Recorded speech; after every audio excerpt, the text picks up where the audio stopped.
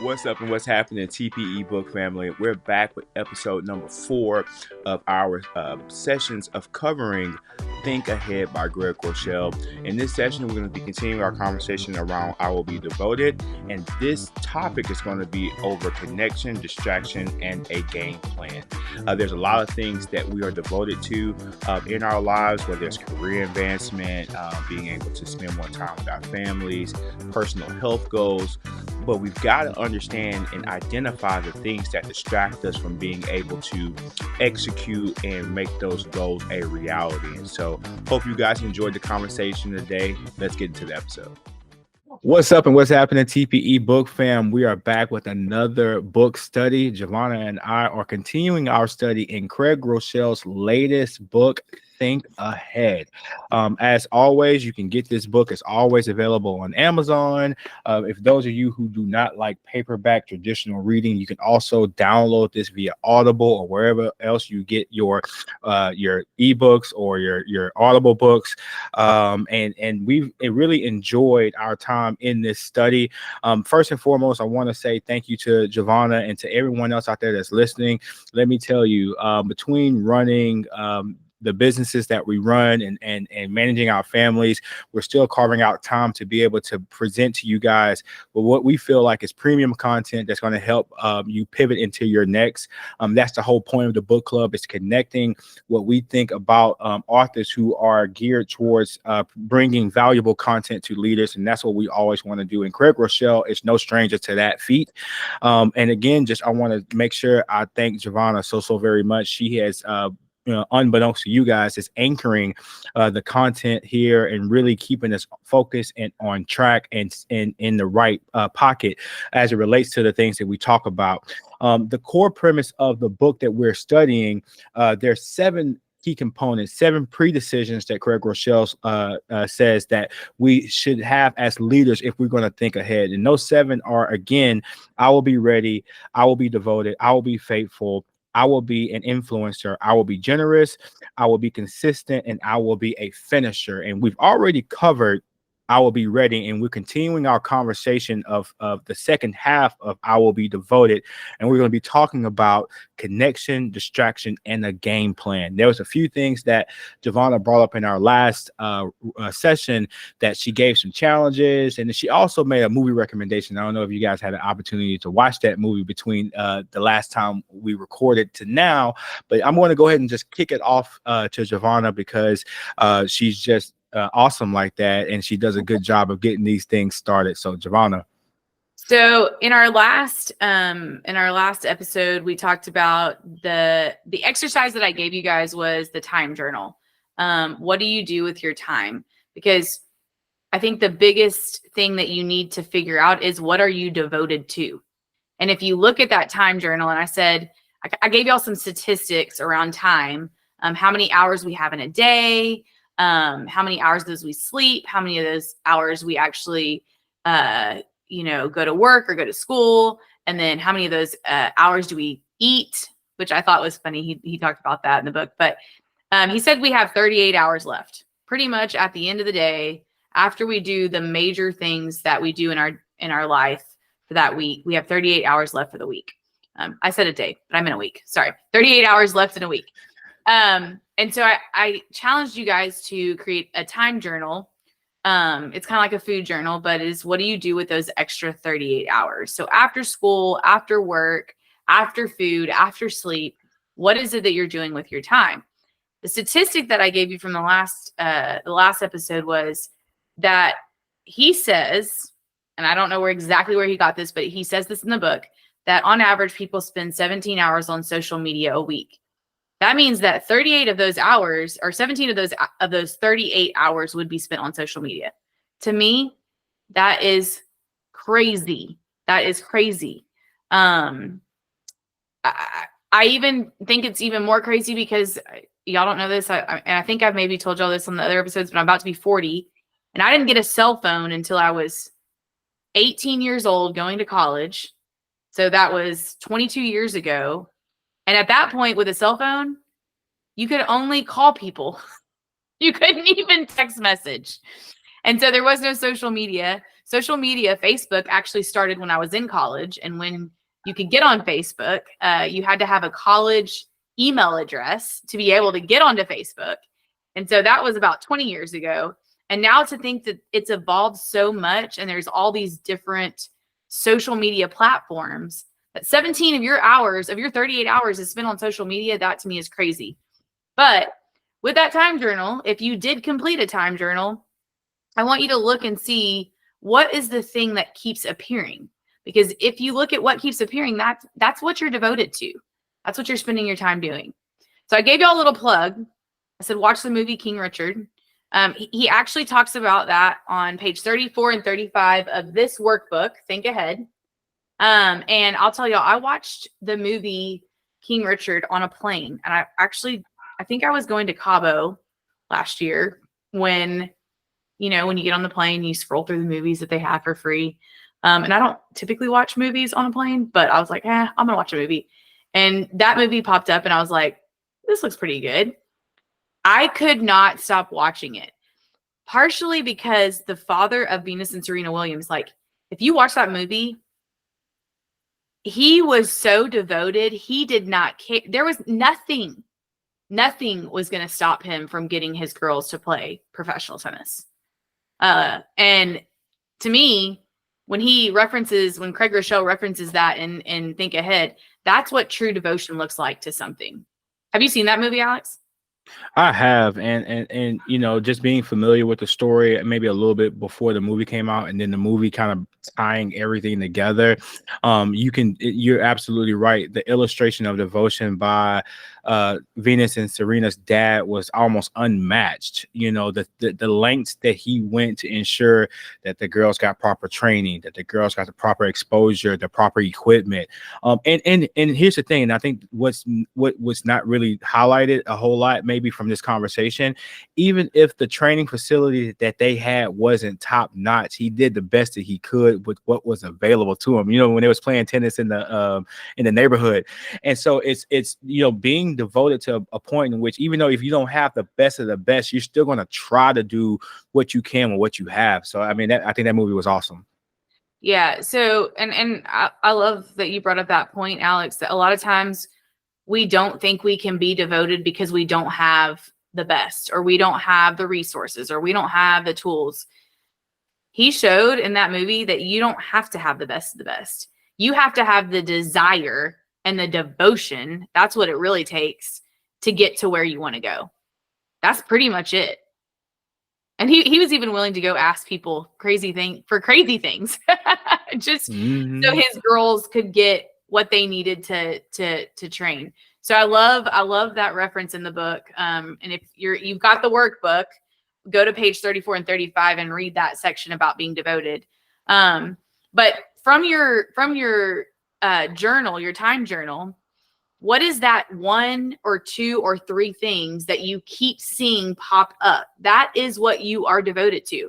So I kind of made a list of things that typically we see people are devoted to. First one I put is advancement in career.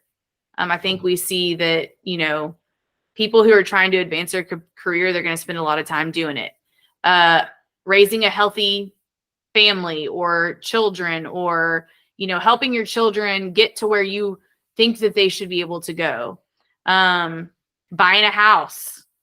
Like, I think that's one of the things on a list that most people, when they're in college or they're 18 or 19, they're like, man, I want to get married. I want to have a career. I want to buy a house. And people get fully devoted to it. They're like, okay, I'm going to Uber drive so that I can make more money so that I can buy the house that I want to buy. I put this one, running a marathon.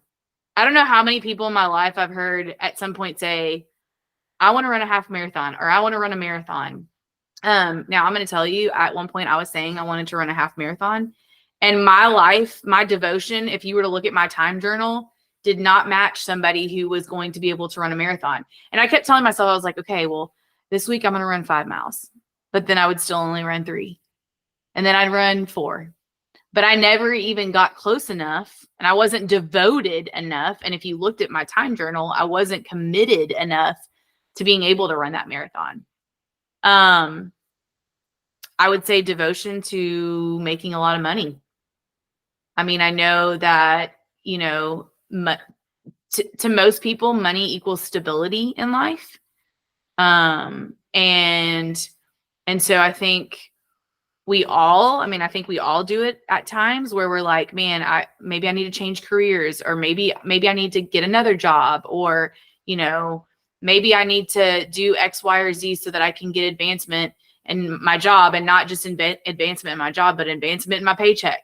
You know, I think we all at some point get devoted to that.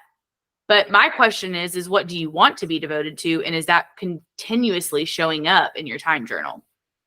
What are your thoughts And on I, that? well, about to say, I think that the toughest thing, and probably, I know this level of conversation applies to, you know, no matter if you're a teenager who's the bulk of their day is spent at school and working a part-time job, or for most of the people who are listening to this, you're probably in your career, and either to your point, you want to advance your career or do something different, maybe in the same vein but something different. And I think the rub comes into play.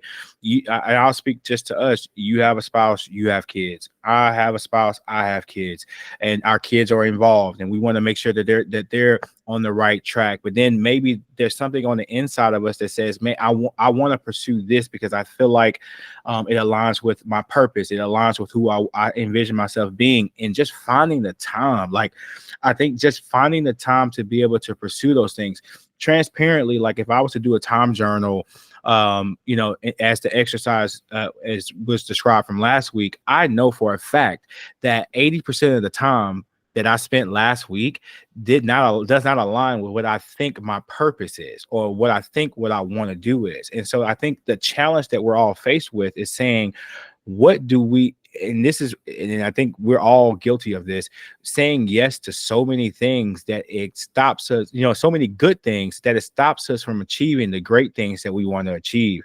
And so I'm, you know, transparently, like, over the last few weeks, I've been trying to look at my life and go, what do I need to eliminate in order to achieve the buckets achieve the things in the buckets that I want to achieve? You know, we did an exercise at the beginning of the year, or was it the end of the year? But we talked about our goals as a group here at TPE. You know, we had some things we wanted to get accomplished by the end of Q1 and by the end of the year. And I think a lot of the goals for us are attainable. But if we went back and looked at that list of things that we want to do, I'll probably say I'm operating at about 75%. That other 25% is really important. But, you know, and I'm not going to beat myself up over it, but I've got to recalibrate and go back to the drawing board. And I think this is what some of this portion of the lesson speaks to, is that, do you have the awareness enough to pivot when you need to, if the things that you call your goals or your purpose calls for you to do so?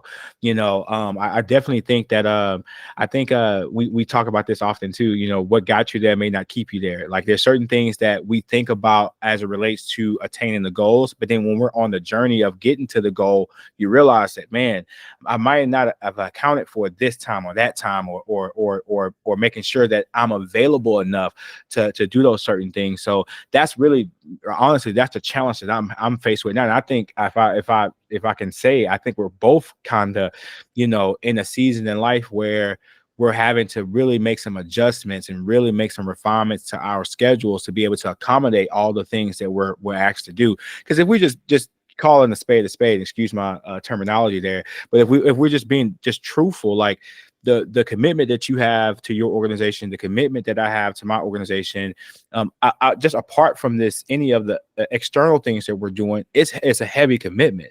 And I think it's, you know, I would just say this phase of our leadership is probably the most challenging. I think we're built for it, you know, but I think it's the most challenging because you really say, hey, you say you want to be committed to physical fitness. You want to be committed to having a family. You want to be committed to making all these things happen. But then it's like, well, wait a minute. Well, how do I negotiate all of those things within the 24 hours that I've got? You know, well, actually, hold on, let me rewind. The 38 hours a week that I get, you know, apart from all my other responsibilities. So it could be a lot. But I think when we invest in slowing down, and I'm just going to shamelessly plug this thing as a whole, when we slow down to invest in ourselves, and and to invest in people, material, content that's going to help us get better, we'll be more suited to tackle those challenges. Yeah. So I it's funny. I'm on help with the ministry. I'm on the gala board. And when I got on the call the other day, they were like, here she is, the girl that just does everything. And like, that's kind of how I'm known, is like, I'll help with this, or I'll help with that, or, you know, I'll lead this, I'll lead that. I just got a text message like 20 minutes ago about doing the food for our youth lunches that we do, because I lead the youth lunches at church. And so, you know, I have, my time is in a lot of things. And, you know, those 38 hours, some of us, it's more like 50. we probably sleep less. We probably work more. So that time is going to look different for everybody. But I think the next challenge that you have to do with that time journal is, what would you do differently knowing how you spend your time? And what are the things that you need to say yes to? And what are the things that you need to say, yeah, that's probably not in this season what I need to be committed and devoted to. And I think different seasons call for different things. I was just telling Alex today, like, us getting to record these sessions, y'all wouldn't know this because they come out, you know, during the day. Sometimes it's 9 o'clock at night. Sometimes it might be even 10 o'clock at night. Because Alex has kids and I have kids, and I'm a soccer coach, and all these things that we have going on. But I think that we are committed to this because we know what it can do. And so I think that we have to look at how we're spending our time and saying, hey, what are the things that we need to keep doing? What are the things that I do this at the beginning of the years? What are the things I need to start doing? What are the things I need to stop doing? What are the things I need to keep doing? And just kind of making a list of like, hey, what are the things that aren't adding value to my life, to my family's lives, to our organization's lives? And what are those like low dollar things? And like, hey, we just got to cut them out. So for me, one commitment I've made and one change I've made is basically that media piece, like TV, social media, you know, whatever, books, even like reading. I've kind of that reading for more pleasure, not for leadership. I read leadership books a lot and listen to podcasts, but like those things that are like, just like, don't really add value media wise, I've limited myself to 45 minutes a day, because there were times where I was looking at that time journal, which I've done multiple times, to say like, hey, where can I fit things that I want in my life in? And where can I fit the things I want to be devoted to in? And I realized that there were some weeks where I watched, you know, I would go to Netflix and I watch a season of an episode. And not that that's bad, not that any of that's bad. But the season I'm in, with a large organization and a kid playing a sport and another kid learning to drive and us growing TPE, like, I just don't have as much time that I need to be spending watching TV. And not to say TV's bad. Like, I don't want people to get on here and be like, she said TV's terrible. No. I just think the season I'm in, I can do it, but I can only limit myself to 45 minutes a day. Yeah. And I think that it you know, not to say that you're saying TV is bad, but you've got to look at the non-productive things that don't correlate with the things you say you want to do. You can't say you want to start a business. You can't say you want to advance your career. You can't say that you want to make more money. And then, but you have non-negotiable time when it comes to Game of Thrones, or you have non-negotiable time when it comes to House of Cards, like whatever your vice show is, you know, like, now granted, don't get me wrong. I think every person needs time to decompress. You need some entertainment and some recreation, and some time to build those relationships with your family. But it's all, you have to get, and I'll tell you, like, the more you advance yourself, it's going to be more of a call on you to be as just to be a good steward of your time. You know, I truly feel like, you know, one of my key goals as a person and as a man is to try to provide as much value to the people. Oh, it's celebration time. It's to provide enough value and enough value to people that I come in contact with, and to try to help them become better. Like, that is a ongoing, all the time, perpetual thing, you know. And so you got to get calculated with how you do those things. Like, I just talked to my wife earlier. I said, hey, did you get to sitter for Sunday? Because, you know, this week I know it's been a touch and go week all week. We need that we need at least one day or half a day to where we can kind of just commit to, getting connected, commit to each other, and kind of, making sure that we're on the same page. And so everything has to be, we're a whole lot more strategic with how we spend our time these days, because we're trying to grow what we're trying to grow. So I'm gonna go ahead and kick it to you to give us that final word, that call to action for this week, so we can kind of, get ready to close it out. Yeah. So I think I want you to look at that time journal that you created. And if you didn't create a time journal, hey, you got another week, do it. Like, create that time journal. I want you to circle the top 3 things that you're seeing consistently pop up in those 38 hours. What are the things that you keep seeing? I want you to think about, are these the things that I value and that I'm devoted to? Because if they're not things that you value and they're not things you're devoted to, maybe it's time that you limit some of those. And then look at areas of opportunity for ways that you can spend your time better. So if you see that, you're spending 2 hours watching TV, or you're spending, 2 hours, even just taking a nap, or whatever it is that you do with those extra hours of the day, and it's not adding value to you, and it's like, man, I don't really want to be devoted to that. Restructure it. And then put some limits on what you're doing. And I guarantee you'll feel way more productive. I mean, one for me too, I know I brought this up, was like getting up earlier in the morning. And I've been consistently getting up really early in the morning, and it's helped me be so much more productive throughout my day. It's given me like an extra hour of things that I can get done. And also too, it really helps set my day up for success. And so I'm way more productive throughout the day. And so if you just look at how you structure your days, where you're spending your time, and make some commitments that are going to make you spend your time better, I think you're going to see a lot of progress towards where you want to be long-term.